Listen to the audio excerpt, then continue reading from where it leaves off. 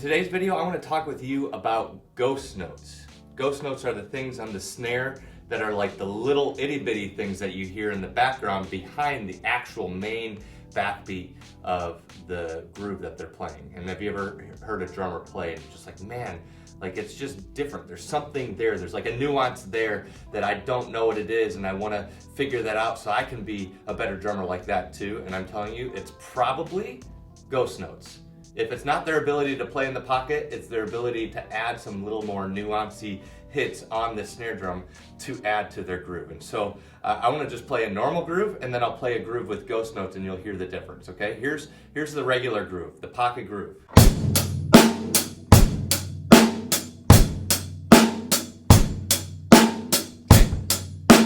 Pretty simple. Now here's one with ghost notes.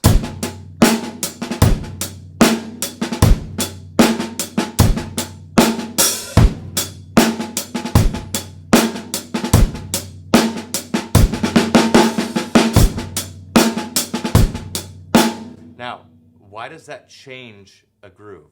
What it's doing is it's actually subdividing the groove in the context of a song.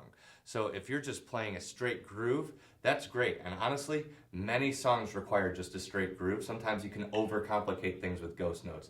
But when you're jamming out with your band or you're doing something fun in the context of a gig and you want to add some nuance there, as long as it's in time and it's in tempo and your technique is there, sometimes it adds just the extra little bit of sauce that you were looking for as a drummer, and it's the thing that you heard from your favorite drummer that you were wondering, why does he sound so good, or why does she sound so good? It's probably the ghost notes. So I want to help you learn how to play ghost notes, okay? When I first started doing this, it was so discouraging because I'm right-handed. I can do a lot of nuance with my right hand, but it was just not coming naturally with my left hand. And so there's some things to work on, some exercises that I came up with, some things that I learned from my drum teacher, Dorico Watson, on how to do ghost notes. And one of those things was paradiddles. Paradiddles, as we've learned in some past videos, are vital in learning how to do ghost notes on the bass or on the snare drum, because you can actually just play a paradiddle and that's your first step at a ghost note. So instead of doing a normal groove like this, switch it up. Switch it up with a single paradiddle between your hands while you're playing.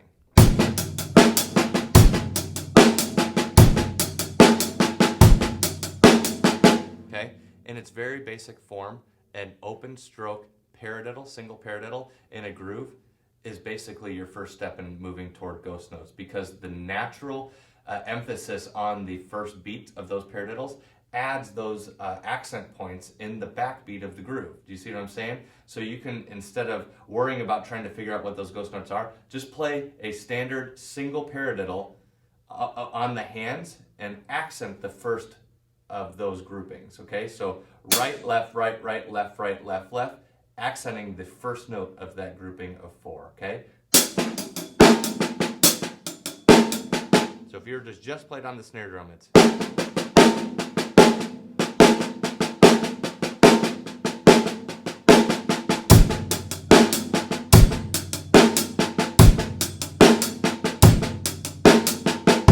Now, just imagine that the right hand is just going to play a standard straight eighth notes, but keep the left hand playing the single paradiddle.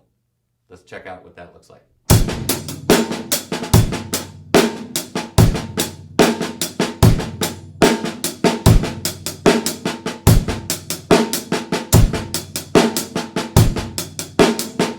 And then you can add variations through all of that. But what that's training your left hand to do, or the hand that's playing the snare drum, what it's training it to do is adding those little nuances that aren't the backbeat, that aren't the accented note. And you want to work on those because you want to be able to create the differentiation between your backbeat, which is vital, between your kick and your snare. You want that backbeat to be like solid. Nothing's worse than when you're playing a groove and you just don't have a solid.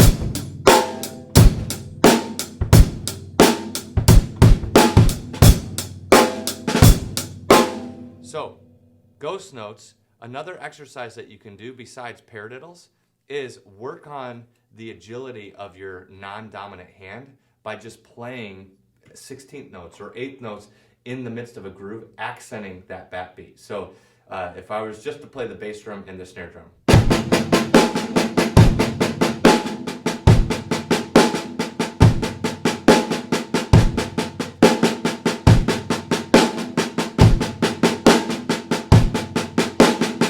Now, I mean, you're probably not actually going to ever use that in a groove, but it's helpful as an exercise to grow the agility in your left hand, especially using all of your left-handed muscles and your fingers, really relying on your fingers and the bounce of the snare drum. But you really want it to be controlled. And then add it to a groove.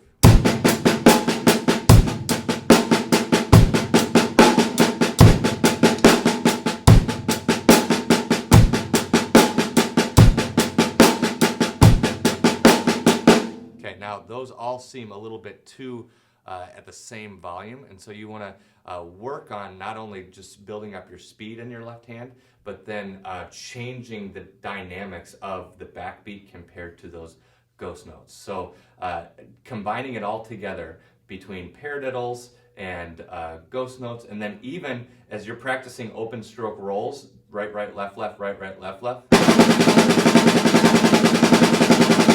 As you're practicing those, add that into the mix with the ghost notes as well, but making sure that they're ghosting in the background. They're just kind of in the background as nuance, as the special sauce, keeping those backbeat accents even louder.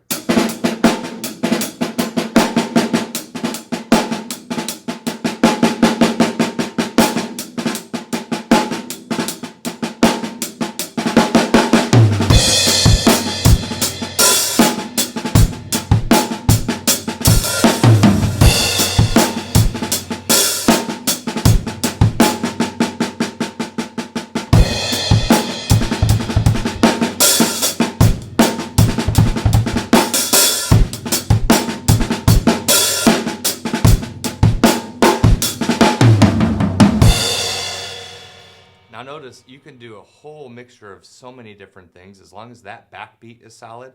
Whatever you play on the snare drum often works, but the more it fits into the subdivision of what you're playing, the better it's going to sound.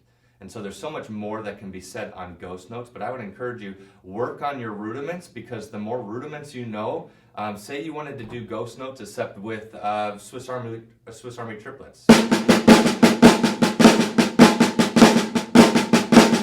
So do that between the hands.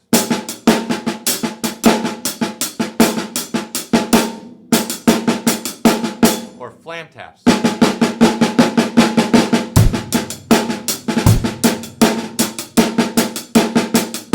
I mean, I didn't do all of those correctly, but you get my point.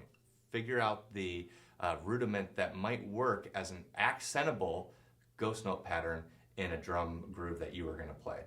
One of my favorites is a shuffle groove, which uses, I believe, a Swiss Army triplet.